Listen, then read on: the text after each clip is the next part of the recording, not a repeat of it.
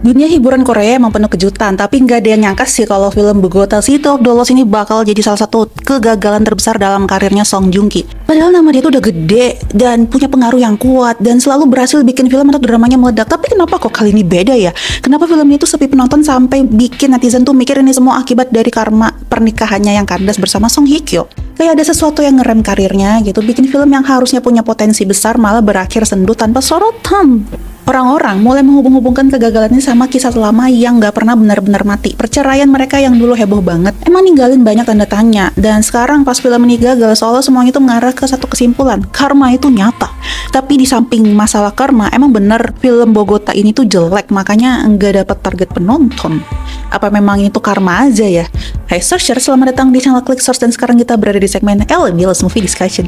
Oke, jadi di segmen kali ini Source mau bahas film terbaru Song Joong Ki yang baru tayang 31 Desember lalu, tapi nggak mencapai target penonton. Harusnya 3 juta, malah cuma dapat 400 ribu doang. Tapi film ini berhasil menduduki peringkat top 10 di Netflix. Nah, oke, mari kita langsung aja bahas ya. Bogota City of the Lost adalah film yang mengisahkan perjuangan seorang pemuda Korea Selatan yang bernama Guk Hee diperankan oleh Song Joong Ki yang pindah ke Bogota, Kolombia bersama keluarganya setelah krisis finansial Asia tahun 97.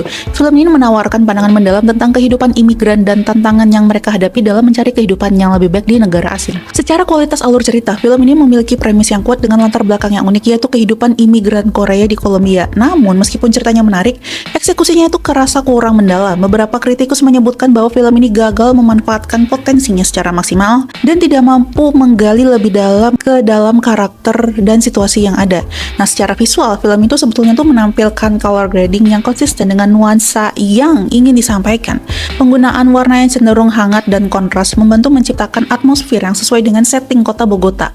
Namun beberapa penonton ya, khususnya Source itu ngerasa bahwa visualnya ini tidak cukup menonjol untuk meninggalkan kesan mendalam. Adegan action dalam film ini cukup intens dan menegangkan, tapi nggak tegang-tegang banget sih, terutama yang melibatkan penyelundupan dan konfrontasi dengan pihak berwenang.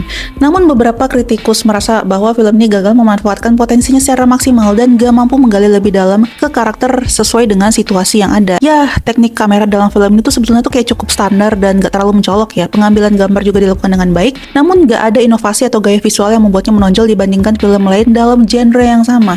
Akting para pemain, terutama Song Joong Ki sebagai Guk Hee, ia cukup bagus dan cukup solid, ngeyakinin banget lah sebagai peran utama. Tapi ya beberapa penonton, khususnya Source nih, ngerasa bahwa karakter-karakter dalam film itu kayak kerasa datar dan kurang dikembangkan, sehingga sulit untuk benar-benar terhubung dengan mereka. Film ini juga menawarkan perspektif yang unik tentang kehidupan imigran Korea di Kolombia yang jarang banget diangkat dalam film lain. Cerita yang berani dan berbeda dari biasanya itu menjadi nilai tambah tersendiri. Ya, meskipun memiliki premis yang menarik, eksekusi film ini kerasa kurang maksimal. Karakter-karakter yang kurang berkembang dan alur-alur cerita yang tidak terlalu mendalam membuat film ini kurang meninggalkan kesan mendalam bagi penonton. Ya, khususnya Source sih yang nonton, tapi Sourcers juga ngerasa gitu nggak? Bogota City of the Lost ini tuh jujur aja bikin Source dilema mau bilang bagus apa enggak. Di satu sisi film itu punya premis yang kuat dengan latar yang jarang diangkat, tapi di sisi lain banyak momen yang bikin Source nih kayak garuk-garuk kepala. Oh, bukan garuk-garuk kepala lagi, garuk-garuk leher, garuk-garuk badan.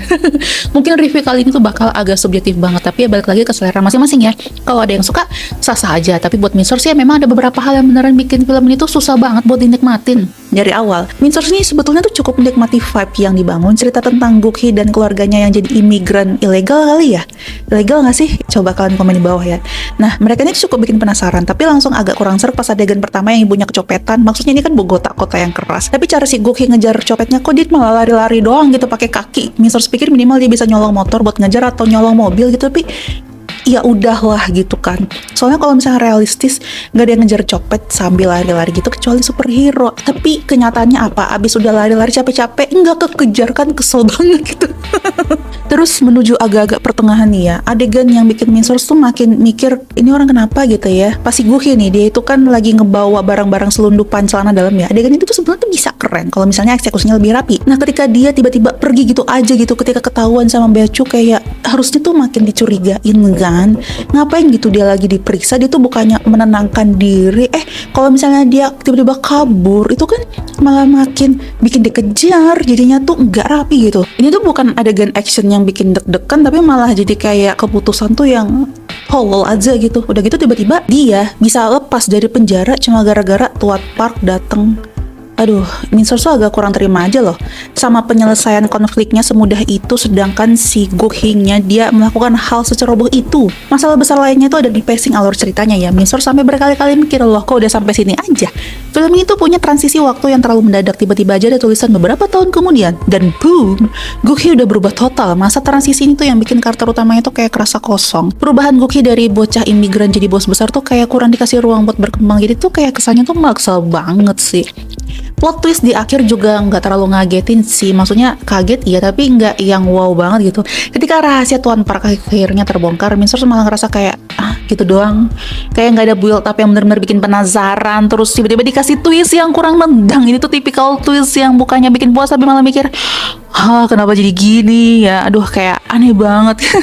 Nah kemudian dari segi action, Minsource itu ekspektasinya ya bakal ada sesuatu yang lebih intens dan menegangkan, tapi ternyata adegan action di film itu nggak sebanyak yang dibayangin. Bahkan ketika ada pun ya terasa kurang greget aja. Ada beberapa momen yang seharusnya bisa dibuat lebih dramatis, tapi malah datar aja. Jadi ya kalau searchers berharap film ini bakal penuh action yang menegangkan yang wow gitu ya, aduh siap-siap aja kecewa deh. Secara acting ya oke lah, Minsource harus aku ya. Aktingnya si Song Joong Ki ini tetap bagus, tapi ya memang sayangnya karakter-karakter yang lainnya kurang dikembangkan dengan baik. Banyak peran pendukung yang kayak cuma lewat doang, padahal mereka tuh punya potensi buat kasih warna lebih ke cerita. Sayang banget sih, karena kalau aja karakter-karakternya lebih dieksplor, mungkin ceritanya bisa lebih dalam dan semakin emosional. Ya dari sisi visual, film itu sebetulnya tuh lumayan enak dilihat, color gradingnya juga cukup mendukung atmosfer Pogoto yang kelam dan penuh bahaya. Tapi sayangnya ya buat Minsource pribadi, visual doang ya nggak cukup buat menutupi kekurangan di naskahnya. Ada beberapa adegan yang sinematografinya ya keren, tapi ya kalau ceritanya datar aja tetap aja gitu, nggak ngangkat cerita di filmnya. Kesimpulannya ya film itu sebetulnya tuh punya potensi yang gede karena premisnya itu bagus banget premisnya, tapi sayangnya yang tidak digarap dengan maksimal. Premisnya unik tapi eksekusinya kurang tajam. Karakter utamanya tuh tidak mendapatkan pendalaman yang cukup, pacing ceritanya aneh, plot twistnya kurang greget, dan penyelesaian konfliknya itu terlalu gampang dan terlalu gitu doang. Jadi buat searchers yang memang masih ragu buat nonton, coba aja tonton kalau penasaran, tapi jangan berekspektasi tinggi.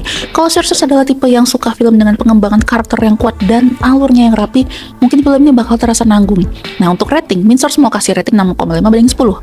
Ya karena film itu ibarat makanan yang tampilnya menggoda tapi rasanya kurang nendang. Ada beberapa elemen yang sebenarnya menjanjikan, tapi begitu dijalani ya malah banyak yang terasa setengah matang. Pertama, film itu punya latar tempat yang jarang diangkat, yaitu Bogota, yang harusnya itu bisa jadi nilai plus. Sayangnya, atmosfer kota ini kurang dimanfaatkan untuk memperkuat cerita. Ada potensi buat nunjukin lebih banyak sisi gelap dan kerasnya kehidupan di sana, tapi ya malah terasa datar aja dan gak terlalu ngasih dampak ke penonton. Kedua, secara teknis sebenarnya film itu ya emang gak jelek sih. Sinematografinya cukup rapi dan beberapa adegan juga dibuat dengan pencahayaan yang bikin suasana itu lebih intens. Tapi memang sayangnya teknik yang bagus ini tidak bisa menutupi betapa kurangnya keterikatan emosional antara karakter dan juga keterikatan emosional terhadap penontonnya sendiri. Dan ketiga, dari segi cerita, ide dasarnya itu udah Minsource berkali-kali bilang ide dasarnya tuh menarik, tapi eksekusinya tuh lemah banget.